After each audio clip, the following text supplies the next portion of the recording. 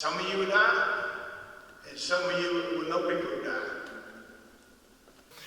We're behind New York. We're behind them probably 2 or 3 weeks. That's why I said the next 30 days I think are going to be hell for America and hell for Alabama. I'll give you an example.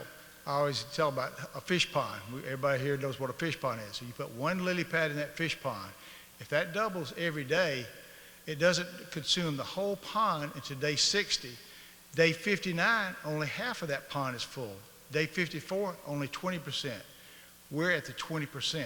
We're going straight up. So this pond can be full of death and patience if we don't do something. That's why it's so important to do what Mayor Reed is telling us, to shelter down, stay away so we can keep those numbers down. The stakes are basically life and death. I don't know how to put it any more starkly than that.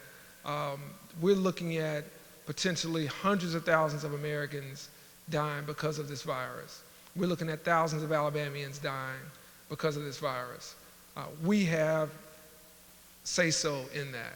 We have the ability to help increase or decrease what those numbers are based on our behavior.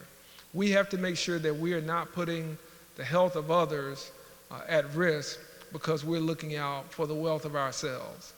And that means doing things in a way that is responsible, even though you may not understand it, even though you may not have dealt with this before.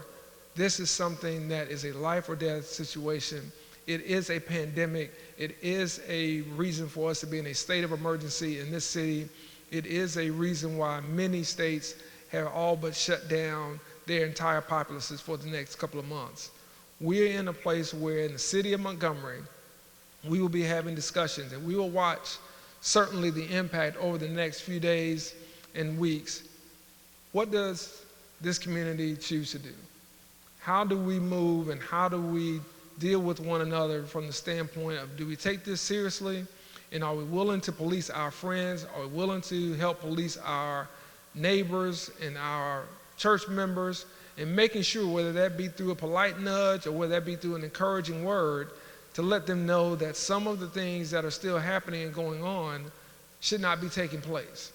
And that's not because of any other reason but for the fact they can be infecting people and not know it. They can be making someone sick and may not know it, and they can be putting themselves or others at risk of a deadly disease, one that we do not have a vaccine for, one that we are still dealing with various types of treatment on, and one with which our hospital system cannot sustain.